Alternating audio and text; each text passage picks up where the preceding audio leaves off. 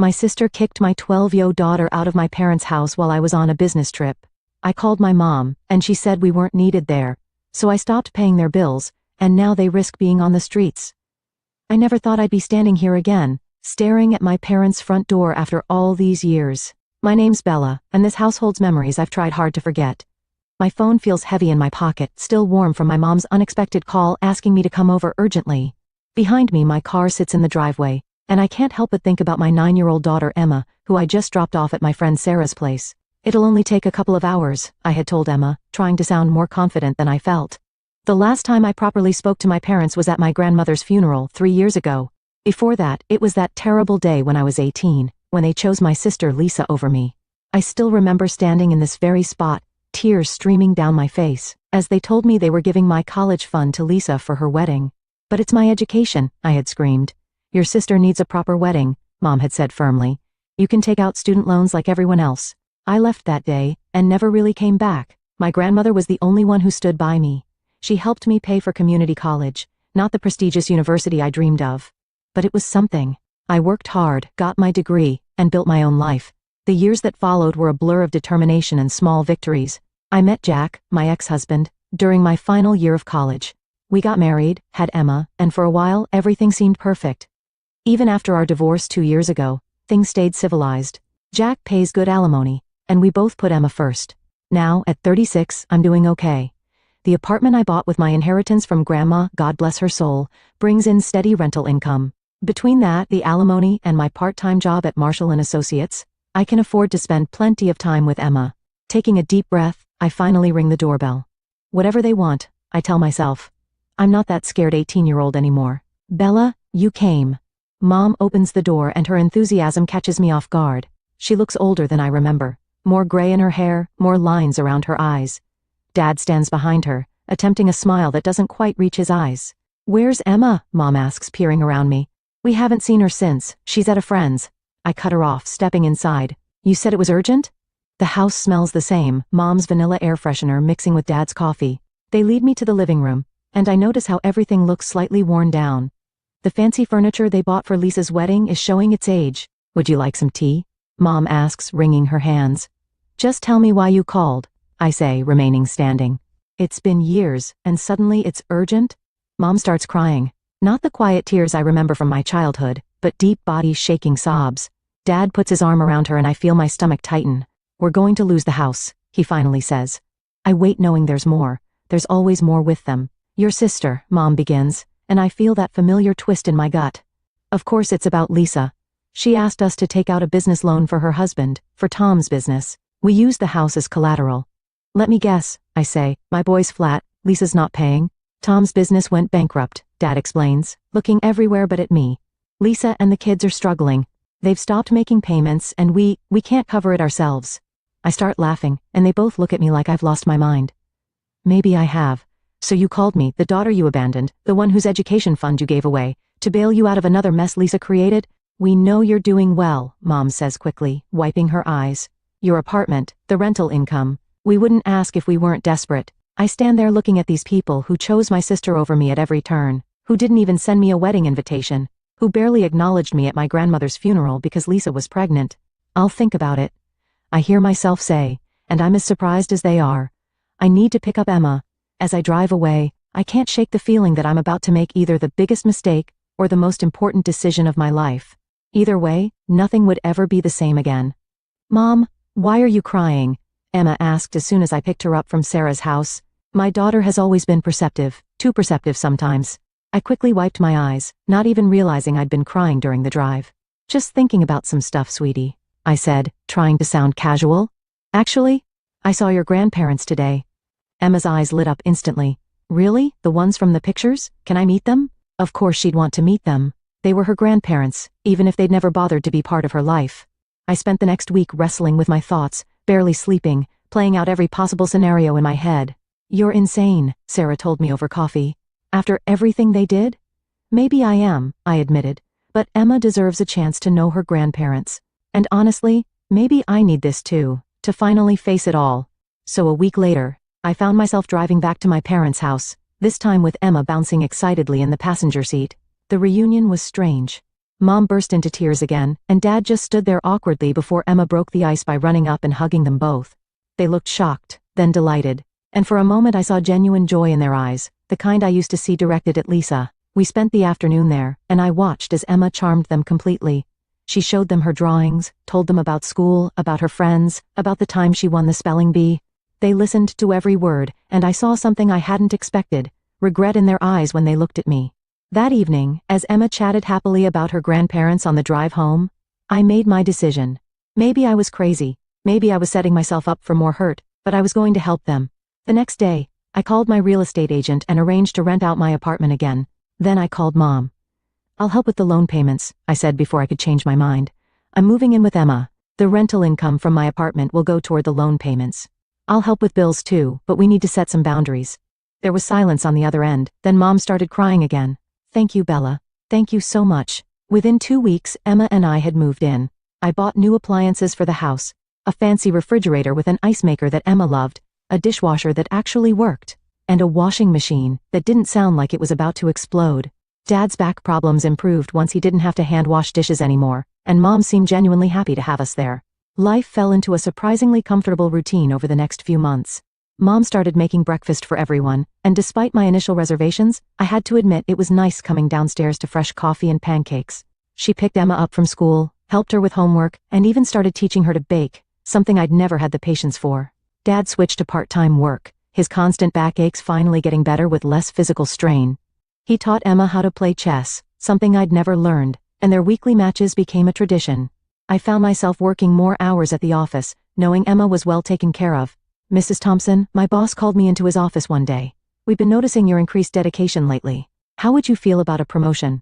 The new position meant more money, but also more responsibility, including regular business trips to other states. In the past, I would have turned it down immediately. Single mom, no support system, it wouldn't have worked. "But now I'll take it," I said, surprising myself with how confident I felt. The first time I had to leave for a business trip, I was nervous wreck. 3 days in Chicago felt like an eternity. "She'll be fine," I said to myself, probably 100 times. And she was. Mom sent me pictures of Emma doing homework, having dinner, playing with Dad. It worked. It all worked. But there were moments. Little things that made me uneasy. Like when Mom would get phone calls from Lisa and disappear into her room, emerging with red eyes. Or when I'd find bank transfer notifications on Mom's phone while setting up her new tablet, money going to Lisa's account. She needs help sometimes. Mom defended when I confronted her about it. "She's going through a rough patch with Tom. Mom, I'm paying all your bills and the loan that Lisa defaulted on. How is it fair that you're sending her money? You don't understand," Mom snapped, suddenly defensive. "Lisa's not to blame for Tom's business failing. She has 2 children to feed and I have 1 child and all your bills to feed."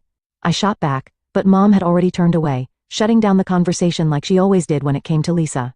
These arguments became more frequent, but I tried to ignore them. Emma was happy. I was advancing in my career, and most days it felt like we were healing old wounds. Dad even apologized one night, after a few glasses of wine, for what happened with my college fund.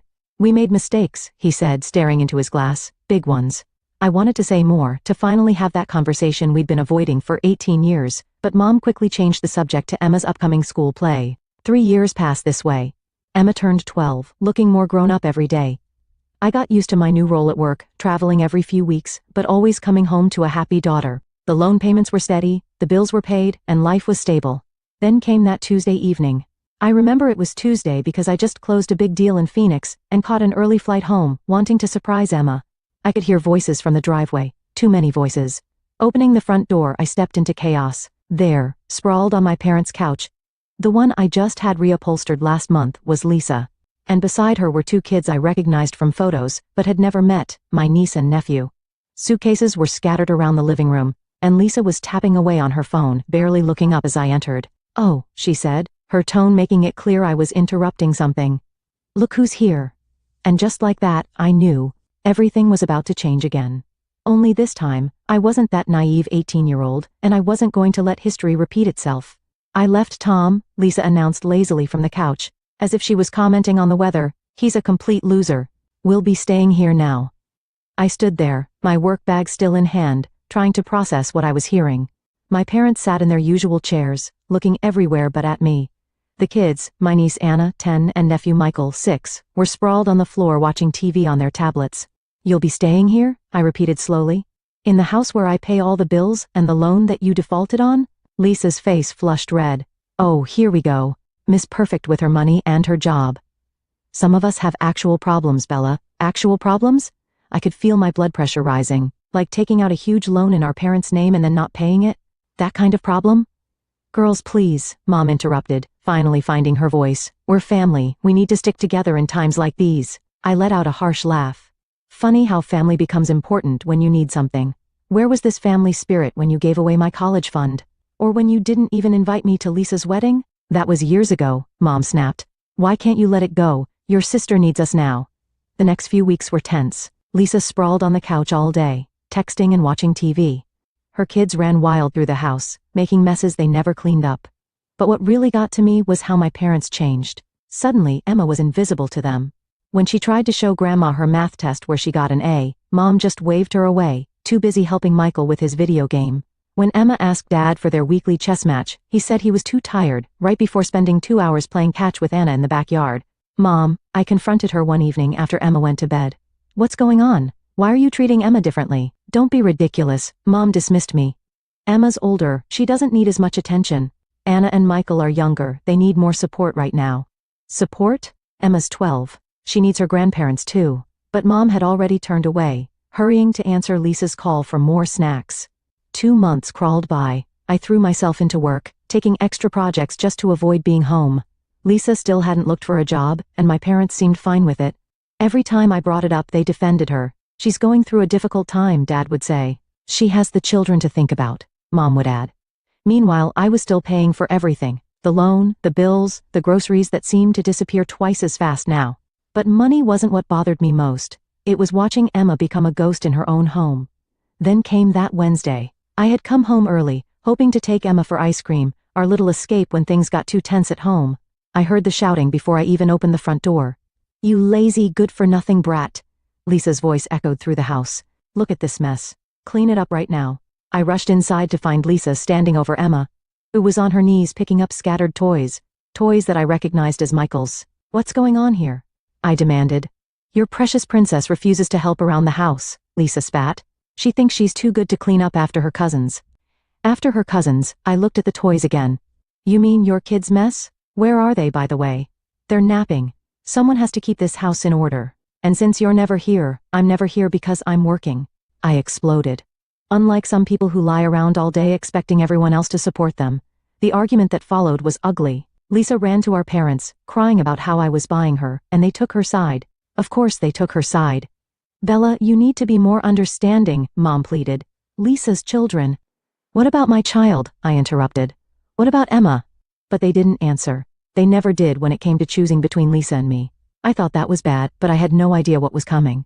The following week, I had to fly to Seattle for an emergency meeting with a client. It was only supposed to be for 5 days. You'll be okay? I asked Emma for the 100th time at breakfast. I'll be fine, Mom, she assured me, trying to smile. I've got my phone. We can video chat every night. 4 days into my trip, around 9 p.m. Seattle time, my phone rang. Emma's picture flashed on the screen.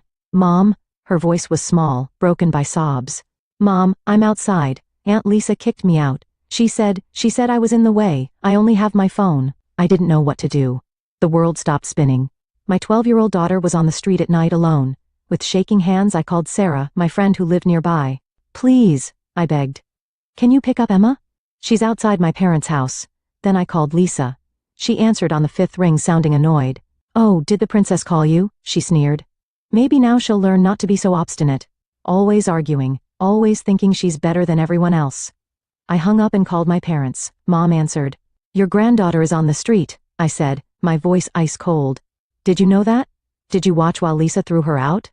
There was a pause, then Mom's voice hardened. Maybe it's better this way, Bella. Maybe you and Emma should find somewhere else to live. You don't really fit here anymore. In that moment, everything became crystal clear. Some things never change, some people never change. You're right, Mom, I said quietly. We don't fit there, we never did. I hung up and booked the first flight home. It was time to end this cycle once and for all. The flight home was the longest 5 hours of my life. Sarah sent me updates about Emma every half hour. But I couldn't rest until I could hold my daughter in my arms. When I finally got to Sarah's house at 3 a.m., Emma was asleep on the couch, tear tracks still visible on her cheeks.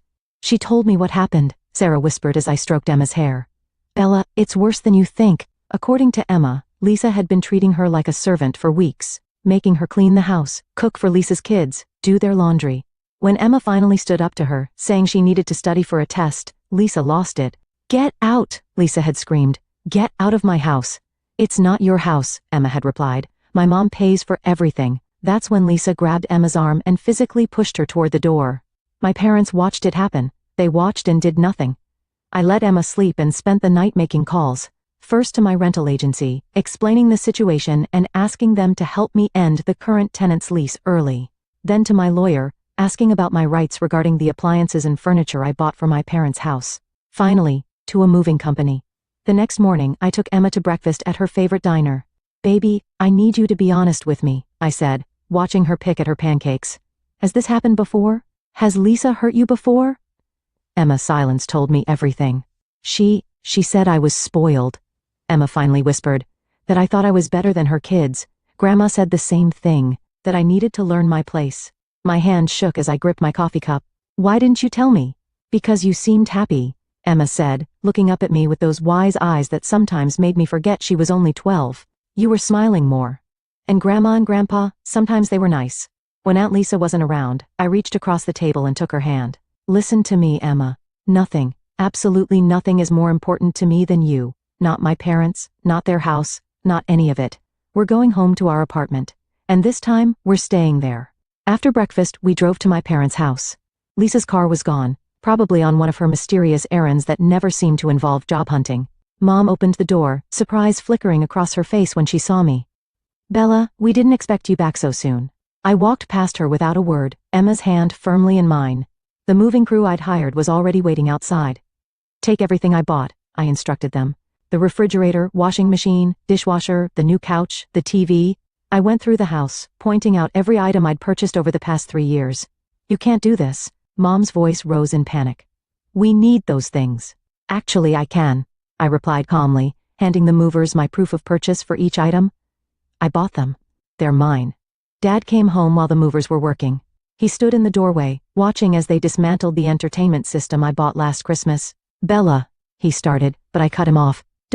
Just don't. You watched Lisa throw your granddaughter out on the street. You chose Lisa over me again, and this time you chose her over Emma too.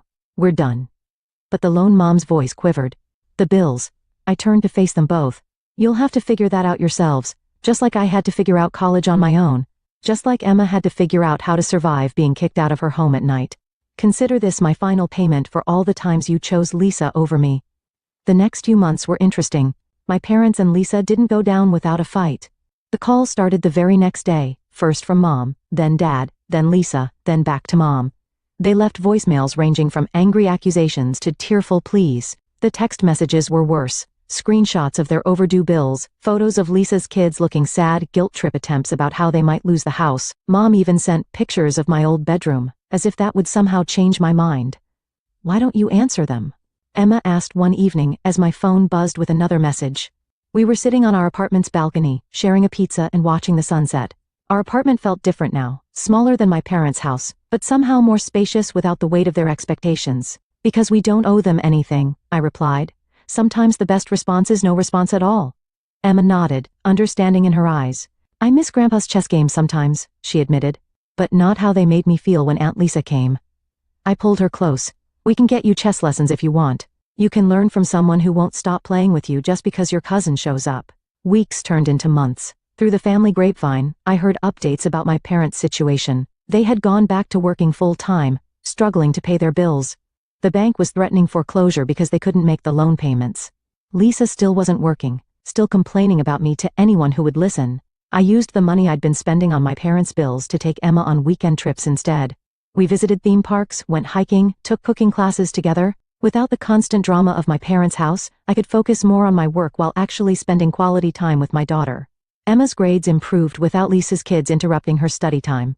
She joined the school chess club and made new friends.